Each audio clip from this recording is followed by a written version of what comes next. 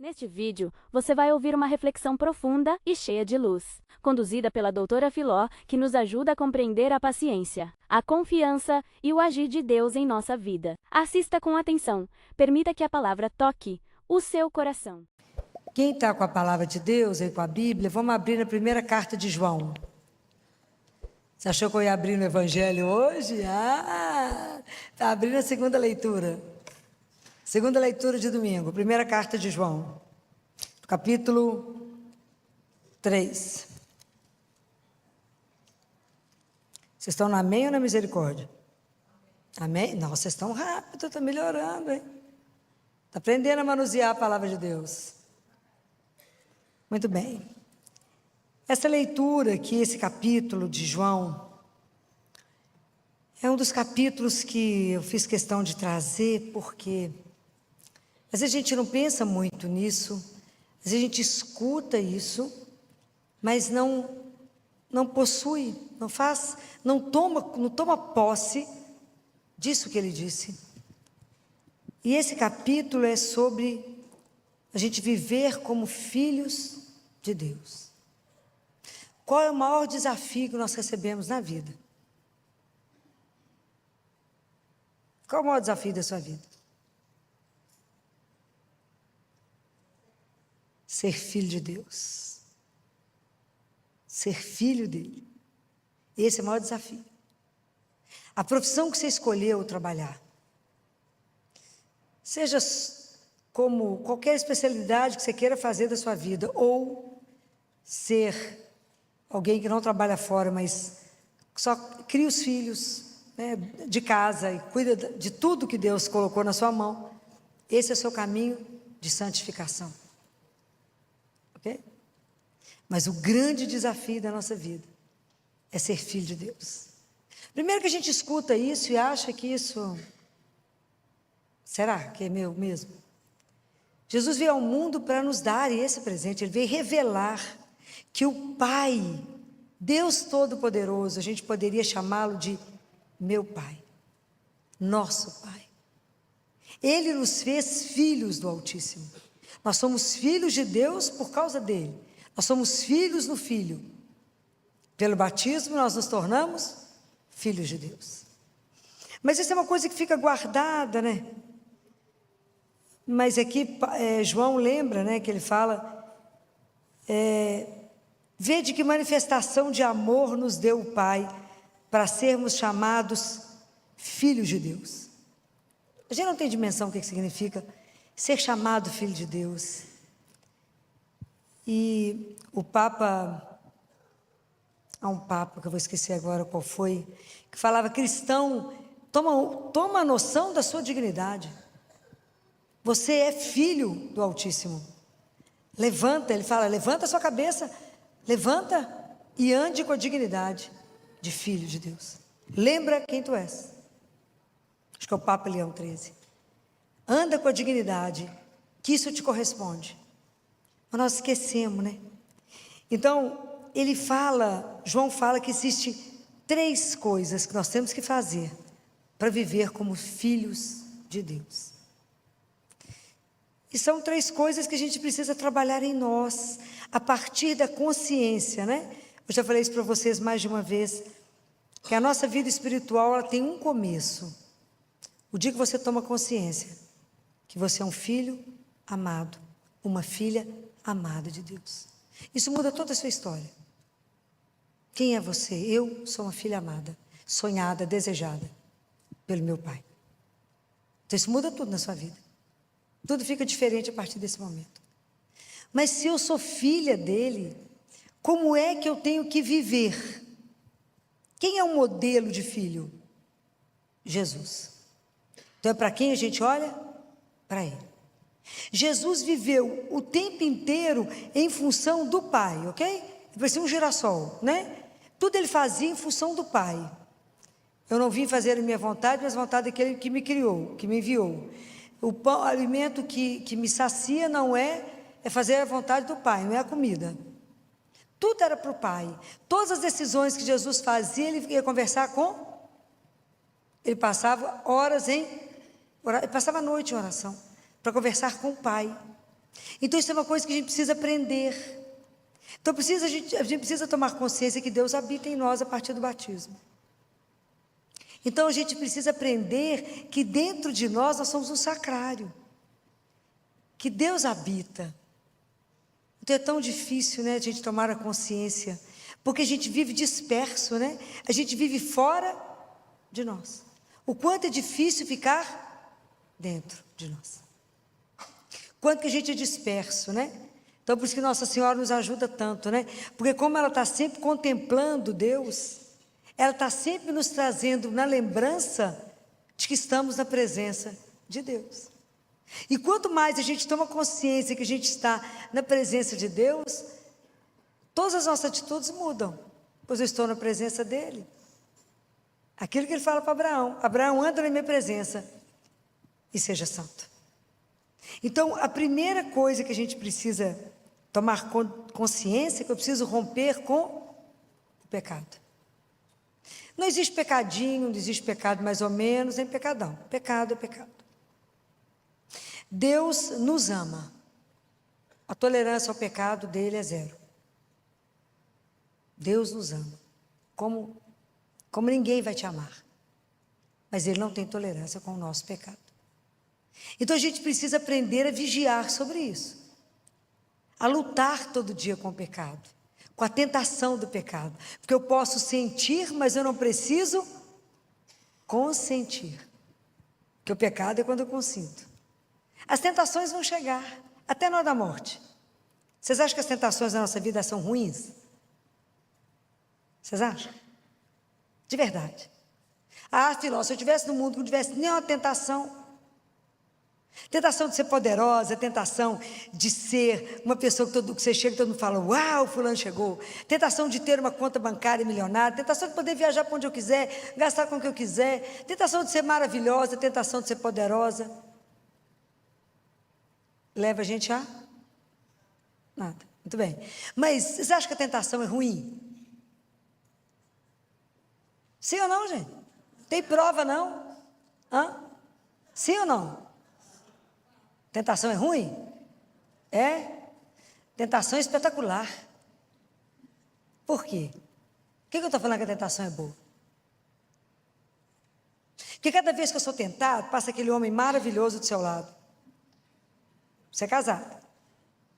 Ele também. O que tem, né, gente? Só uma vez. Tantas tentações, chega o dia inteirinho. Mas o dia inteirinho eu tenho que fazer escolhas. E se porque eu sou filha do Altíssimo, eu vou ter o prazer de dizer: não preciso disso. Eu vou fazer, a cada vez que a tentação vem, eu faço a opção por Deus. Então cada vez mais eu coloco Deus como meu centro e eu estou voltada para Ele. A tentação vai chegar, e que espetáculo que ela vai chegar, porque eu vou ter coragem de olhar para ela e falar: por causa dele, não, mas por causa da minha liberdade de ser filha dele, de amá-lo, eu não vou magoá-lo. Você quer magoar alguém que você ama? Nunca. Você quer machucá-lo, ofendê-lo, entristecê-lo? Não, o pecado faz isso com ele. Pode imaginar você poder falar não? Por quê? Você poderia, o que tem? Eu falo, nós somos uma geração no mundo, o que tem? O que tem? Você fala, não, isso não condiz, porque eu sou filha do Altíssimo. Isso não é o comportamento do Filho de Deus. E eu não preciso buscar realização, prazer, satisfação aonde não me dá. Porque eu tenho sede de infinito. O amor de alguém infinito não me basta. A única coisa que sacia meu coração é o amor de alguém que é infinito. O resto, como diz Jesus, são os brinquedinhos que nós temos aqui. Ele fala isso para Gabriel. Tá bom, Gabriel, vocês vão distraindo com os brinquedinhos que vocês têm. É debochado às vezes, né? Então, é bacana isso cada vez que a tentação chega, do poder, de ser melhor que o outro, o poder, né, de tantas coisas que o mundo vem te tentando, e você fazer a opção por Deus e falar o que o agrada. Diz São João Paulo II que ser santo é isso. Somos nós pecadores e lutando contra o pecado todos os dias. Porque nós temos que lutar contra o pecado todos os dias, enquanto a gente estiver aqui. Enquanto estiver aqui, vai ter uma forma de te seduzir, da vaidade, da soberba, do orgulho, da ira. Então, quando a gente compreende que a gente é filho de Deus, você fala, não é assim? Eu preciso lutar contra o pecado? E para que roubar? Roubar é uma das portas do inferno. Porque o problema de roubar ainda tem uma coisa mais grave, eu tenho que restituir. Foi assim que Zaqueu falou? Quando Jesus chegou na casa dele, ele falou, Senhor, eu vou restituir 2 vezes. Jesus falou alguma coisa com ele? Esse é o problema do furto. Porque quando a pessoa rouba, ela tem que restituir. Isso é grave. Depois vocês lêem lá em Lamentações, vou esquecer agora, claro, qual que é o versículo, o capítulo, das 4 portas do inferno. Uma delas é o furto. O mundo não sabe disso não, entendeu? Mas é uma delas. Né? Então nós que já temos consciência, temos que pedir a Deus a graça de não pecar, a graça de estar atento com tudo que eu faço, com tudo que eu vou, se isso condiz com o meu comportamento. Eu tenho que estar o tempo inteiro lutando para ordenar os amores, para amar a Deus acima de todas as coisas, que na hora que eu for conversar com meu irmão, eu entender que ele é um sacrário, que eu sou um sacrário, e ele é um sacrário, porque se Deus ainda não habita, Deus irá habitar. Imaginou que a gente começar a relacionar uns com os outros, com essa responsabilidade com o outro?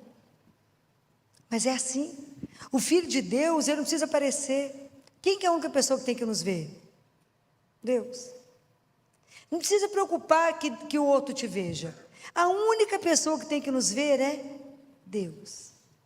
Então a tentação, ela é espetacular. Porque foi aquilo que Deus falou para Caim. Tu podes evitar o mal. Esse é o poder que está na nossa mão, porque Deus nos deu uma coisa que chama liberdade. Liberdade. Então, antes da gente fazer alguma coisa, a gente não reza no Pai Nosso. É tão interessante o Pai Nosso, que a primeira parte do Pai Nosso a gente está falando do Pai, né? Bendizendo o nome, glorificando o nome. Mas depois a gente pede 3 coisas para Ele. Vocês lembram de cor?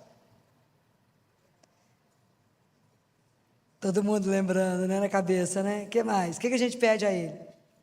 Que nos dê o pão, então nos alimente. O que mais? Nos perdoe e nos proteja do mal. Nos proteja, o Senhor é o nosso Pai. Nos alimente, nos perdoe e nos guarde. Então, o Pai Nosso, ele começa com o Pai e termina com o mal, porque o mal é o anti-Deus, é o anti-Pai. Então a gente pede a Ele, nos proteja do mal, nos ajude. Nós somos frágeis, miseráveis, pecadores. Nós somos tentados por tanta coisa que nos seduz. Nós estamos num mundo que qualquer meia palavra, por causa da vaidade, nós caímos fácil. Né? Como que a gente gosta de ser louvado, a vanglória. Vai trazer o que mesmo? Então, até a gente disciplinar nisso. Mas nós temos uma outra tentação que é a pior delas, eu acho. É a 4ª tentação, qual é? Qual é, gente? Qual é a 4ª tentação que nos assola todo dia? É a falta de confiança em Deus. A gente não confia nesse amor dele de jeito nenhum. De jeito nenhum. Passa pelo perigo, você fala, mas será que ele me ama? Mas assim, será mesmo? Que garantia que você me dá? Não tem garantia, gente. Fé é o que eu falo com vocês. Você põe o pé e Deus põe o chão. Você põe o pé e Deus põe o chão. É fácil? Não, é um treinamento. Mas tem que confiar e se abandonar esse amor enlouquecedor, para viver como filho. Fala, eu sou filha dele. E se ele cuida, como eu disse para Catarina de Siena, Catarina, eu cuido do verme, da casca, da árvore. Como eu não vou cuidar de um filho meu? Compreende a dimensão disso que ele fala? Então, não confiar, imagina, eu falo e esqueço, o assunto é dele, ele é meu pai. Então, eu preciso ter confiança nele, de ter uma conversa com ele simples. Falar, eu sei que o Senhor é o meu pai, eu sou grata de o Senhor ter me feito filho. Que mereceu, não merecia não, mas o Senhor me fez filho. Me ajuda a ser seu filho. Me ajuda a me comportar como filho. Me dê a graça de não tomar nenhuma atitude na minha vida sem falar com o Senhor. Porque se eu tomar atitude, eu vou errar. porque eu acho que eu sei alguma coisa. Sei nada. Mas eu gosto muito da imagem da criança de 1 ano quando está andando. Quando ela começa a dar os primeiros passinhos, a primeira coisa que ela faz é bater no você para sair de trás dela. E ele tenta equilibrar com aquela bundinha de fraldinha. E ele anda com as perninhas abertas e com a mãozinha para trás para você não estar perto, até cair e pedir colo. Nós fazemos isso com o pai. A gente acha que dá conta de andar sem ele, acha que dá conta de estar sozinho, não damos conta. Então lutar contra o pecado, não ficar irritado, não ter soberba, a vanglória, a vaidade, isso tudo é bobagem. Isso é bobagem. Pedir a Deus que nos dê a graça de entender a palavra de Deus, de escutar e de fazer com que isso se torne vida. Vida. Outro dia eu vi um rapaz comentando na internet, eu não vou saber o nome dele, e ele comentava assim: qual é a distância entre o céu e o inferno? Vocês ouviram isso? Alguém viu? Você viu? Ele falando, qual é a distância entre o céu e o inferno?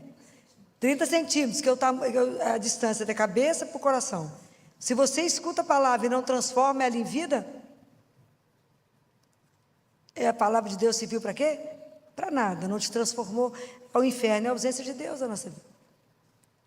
Nós precisamos de pegar a palavra de Deus e cumprir isso, foi o que os santos fizeram. Por isso que a gente luta contra o pecado todos os dias. Então, a primeira condição é romper, porque somente os de coração puro verão a Deus. Pode imaginar o que significa isso, gente? Bem-aventurados os puros de coração, porque eles verão a Deus. O Papa Bento XII, não foi o 16, há uns anos atrás, escreveu isso, que nós, na hora da morte, veremos a Deus. Pode imaginar que espetáculo que é esse? Só que a gente sabe que vai viver isso se não cuidamos da alma. Hoje está na moda toda a harmonização facial, estica daqui, põe dali. Nada contra, quer ficar lindo, fica, né? Arruma o que quiser. Mas eu queria que as pessoas tivessem a mesma preocupação com a alma, que é o que nós vamos apresentar. Mas a gente não presta atenção nisso. E ela que é eterna, nós temos que ter uma preocupação absurda com a nossa alma. De que estado ela está? Algumas pessoas Deus permitiu que visse o estado da alma antes de morrer. Foi Catarina de Siena, que foi Santa Margarida Maria Lacoque, que foi Santa Faustina. Imagina, Santa Faustina tinha 24 horas de purgatório. Eu então estou roubada. Catarina, ô Faustina, você tem 24 horas de purgatório. Jesus falou com ela, falou, pode ler no diário dela. E você quer cumprir aqui ou descer? Ela falou, estou descendo, viu? Vou descer, porque lá embaixo é mais fácil. Quantos santos tiveram a oportunidade de se ver diante de Deus antes de morrer? Mas a gente não presta atenção nisso. A gente vai levando a vida assim, despreocupado. Mas nós somos filhos de Deus. Quer cuidar do corpo? Cuida. Mas cuida na proporção dobrada da sua alma. Nossa Senhora fala que a beleza dela é sobre-humana porque ela não teve pecado. E que à medida que a gente vai pecando, a gente vai se tornando feio. E algumas coisas do corpo, dependendo de onde pecamos, à medida que aquilo vai sendo repetido, nós vamos paralisando. Então as pessoas, à medida que vai ficando, né, o pecado, e sem confessar, você vai parando de pensar, de ver, de escutar, até paralisar. Então nós temos que lutar. A nossa alma não pode paralisar. Nossa alma tem que estar em transformação, pois é ela que eu vou chegar e eu vou apresentar. Eu não vou levar meu corpo no início. Deus Pai fala que vai devolver. Ele fala para Catarina, podem ler o livro. Catarina, eu vou devolver o corpo. Mas vocês nem sentiram falta? Mas ele fala. Mas então eu vou apresentar o que para ele? A minha alma. Que estado que nós vamos chegar lá? Então por isso que nós temos que lutar com isso aqui. Porque eu quero, como diz Jó, os meus olhos, esses olhos, o verão. Isso é de morrer, né, gente? É de morrer. Pode imaginar que os nossos olhos o verão? Um dia, né? Porque agora ele está aqui e já não está vendo. Mas a hora que eu estiver lá diante dele poder vê-lo, um escândalo vai ser isso. A segunda coisa é observar os mandamentos. Então, eu tenho que lutar contra o pecado. Observar os mandamentos, especialmente um dos mais difíceis, que é amar. Porque amar vocês que eu vejo aqui, que estão aqui, que também creem em Deus, é fácil. Qual é a dificuldade nossa? Amar quem? Os inimigos. Falou, você tem certeza? Tem, não pode só desejar o bem, não, tem que amar. Eu tenho que fazer o bem para aquele que fala mal de mim, que me calunia, que me odeia, que critica. Se vocês não dão conta de amar, a gente começa a rezar por eles. Porque Jesus falou: que diferença você faz de um pagão se você só cumprimenta quem te cumprimenta? Se você só gosta daquele que gosta de você? Qual a diferença nós fazemos? Nenhuma. Nosso objetivo aqui não é viver como filho de Deus? Então, nós temos que exercitar. Filó não dou conta, ajoelha e entrega para Jesus, todo dia reza, fala: quero rezar por fulano que me odeia, que fala mal de mim, que faz tudo de errado para mim, que quer me prejudicar, porque o Senhor falou que assim eu sou filho de Deus. Vocês acham que o caminho para chegar lá teve alguma promoção e alargou? Não, o caminho continua estreito. O caminho continua estreito. O caminho não é largo, gente. Mas por isso que a gente depende de Deus.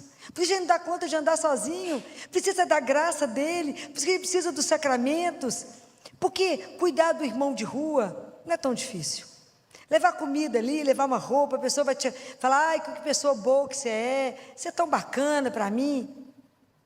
Mas cuidar daquele que te traiu, né? Aquele que falou mal de você. Teve alguns santos que venderam algumas coisas até para cuidar daquele que fez mal para ele. Ó. Por isso é santo, né, claro? Mas é quem nos ajuda, né? É quem nos ajuda a dar conta desse caminho, falar: Jesus, eu vi aqui que para viver como filho de Deus, não consigo amar meus inimigos, não. Perdoar. O ódio é outra porta que leva ao inferno. Então eu tenho que pedir a Deus, porque no inferno é ódio, em Deus é amor. Como é que nós podemos chegar lá com a alma pesada de ódio? Não podemos. Nós temos que trabalhar as mágoas, o rancor. Isso não cabe no coração do filho de Deus. Para isso a gente tem que recorrer aos sacramentos. Temos que confessar, pedir a Ele: me limpa. Estar ali, ó, no Santíssimo, ó, vivinho. Santa Catarina, não, Madre Santa Teresa de Ávila, depois que morreu, apareceu para uma das irmãs lá do mosteiro e disse para ela: nós aqui no céu ficamos diante dele, vivo, contemplando face a face e adorando e intercedendo por vocês. Mas para vocês, o paraíso na terra é o Santíssimo Sacramento. Porque aqui vocês podem adorá-lo, só que vocês não o veem. Aqui no céu nós o vemos, é a diferença. Então a gente não dá conta, recorre a Ele, fala com Ele: eu vim cá porque eu estou querendo matar, e o Senhor falou: não matarás. Não é assim? Eu quero jogar pela janela, o Senhor falou: não pode. Eu quero vingar, Jesus, eu quero vingar, vou pôr o pé para ele cair. Jesus falou: vai ajudar. Fala: não ajude nenhum, não é assim? Mas só vai ver o que ele vai ver comigo. Eu desejo, não falo nada, mas eu estou desejando que aconteça tudo de ruim para ele. Para ele poder ver o tanto que eu sou boa. Não é assim? Então, quando a gente é traído, quer matar o coitado mesmo. É assim, lá para lá. Não é fácil. As exigências de andar com Jesus não é brincadeira. Mas se a gente entendeu que a gente é filho de Deus, não dá para fingir que a gente não entende. E aqui tem uma das frases mais lindas que tem nessa Bíblia, que é em João 3, aqui, versículo 20: se o teu coração te condena, Deus é maior que o teu coração. Essa foi a primeira frase que eu falei com meu pai quando ele entrou em agonia para morrer. Eu falei com ele: pai, se o teu coração te condena, Deus é maior que o teu coração. Você não vai encontrar com um padrasto, mas com o seu pai. Então a gente precisa conhecer essas coisas, porque essa frase é uma frase que te dá coragem. Fala: Senhor, eu não estou dando conta de amar. Não dou conta, mas me ajude a amá-lo com o seu amor. Me ajude. Me ajude a vê-lo com os seus olhos. Me ajuda, Senhor. Porque eu sou humana. E eu quero mesmo ver ele mal, eu quero ver ele sofrer. Não é igual tem na internet um menininho conversando com o pai: fulano é mau, o que nós vamos fazer? Ele é muito mau, por que ele fez isso? Porque ele é mau. E o que nós vamos fazer? Nós vamos bater, por quê? Porque nós somos mau também. Porque é isso que a gente de verdade é, se Deus não habita, se Deus não trabalha em nós, e aí a gente não vai reagir como filho de Deus. Compreende a dimensão do que Talvez no domingo vocês não tenham pensado nessa leitura, tenham ficado só nos bem-aventurados, que é feliz quem dá conta de cumprir tudo isso, porque a gente dá conta de viver como filho do Altíssimo. E a terceira condição, então a primeira é lutar todo dia contra o pecado, vencer as tentações. A segunda, amar aquele que nos faz mal, rezar. E a terceira é perseverar em Deus, né, gente? Porque o mundo inteiro vem tentar te seduzir. Vem com cada hora o povo traz uma filosofia, conta uma história. A gente precisa saber que temos uma rocha onde a gente se apoia, onde a gente está ancorado, e essa rocha chama Jesus, que a verdade da nossa vida é que Ele veio ao mundo para nos salvar, para nos tirar de um reino de treva, de pecado, e nos colocar na luz, e colocar diante de Deus, nos fazer filho do Altíssimo, e revelar que nós temos uma vida que é eterna, que somos filhos amados do Pai. Mas aí é um tanto de anticristo, é um tanto de confusão, e aí eu não confio direito em Deus, eu vou lá na cartomante, eu vou lá não sei aonde, eu vou em alguém para ler tarô, eu vou não sei aonde, aí eu vou fazer, como é que é o mapa não sei o que, astral, numerologia. Gente, que confusão que é esse, que balai de gato que é esse que nós estamos vivendo? Ai não, Filó, tem, como é que é, eu já nem sei, tem, isso aqui é astral, como é que é, da família, como é que é o negócio de constelação, pois é, que espetáculo. E aí o povo vai se enrolando nisso, e vai enrolando, é um povo que vem da Bahia, que lê tudo, que faz trabalho, que amarra aquele que você ama. Ó, quem tem que amarrar é nesse aqui, ó. Pelo amor de Deus. Não morreu alguém, eu vou lá, como dizia o Padre Léo, eu vou lá no centro, porque, afinal de contas, né, a pessoa que nunca mandou um bilhete escreve uma carta. Presta atenção. Então a gente não está firme em Deus, então nós temos que ter uma fé, não é aquela fé que o vento balança, eu vou, balançou para cá, eu vou. A fé não é de moda, não é pela moda. Eu creio em Deus que é a razão da minha vida. Eu creio em Deus que Ele é o meu Senhor, Ele é meu único amor, Ele é o meu amigo, Ele é meu confidente, Ele é o meu Salvador, mas Ele é meu médico, Ele é meu psicólogo. Pode imaginar eu ter alguém a que eu posso contar tudo isso? Eu posso, isso é intimidade. Eu posso contar essas coisas para Ele, saber que Ele me escuta a qualquer hora. E nem cobra, de graça por enquanto. E está ali exposto. Não me cobra a roupa, não me cobra a hora, não me fala, você só pode vir tal horário. Ele está sempre ali mendigando o seu afeto. Ele está ali, escravo, prisioneiro do seu amor. Está ali. Ele podia ter ido embora, ele já contou a história, já podia ter ido. Mas se ele fosse, a gente não sairia do lugar. Mas ele não desistiu de nós, e ele permaneceu conosco. Santo Agostinho diz, Jesus deixou uma hóstia para cada dia da sua vida, não desperdice. Porque a Eucaristia é o alimento da nossa fraqueza de cada dia. É Ele que eu tenho que me alimentar para me resistir a tantas coisas. A cada vez que eu tenho que fazer uma opção, eu tenho que fazer uma opção e pensar nele. Falar, o senhor está de acordo? É isso mesmo? Posso fazer? Com isso eu mostro e revelo que eu sou filho do Altíssimo? Ou não? Então cuidado, muito cuidado, porque a gente é enredado. Não, agora tem uma seita nova, agora tem isso. Está errado. Cuidado. Cuidado com aquilo que vem te prometer, aquilo que não é capaz de cumprir. Deus continua agindo, mesmo quando tudo parece silencioso. Se desejar, compartilhe esta mensagem com alguém que precisa de esperança hoje. E continue caminhando conosco. Que Deus abençoe sua vida.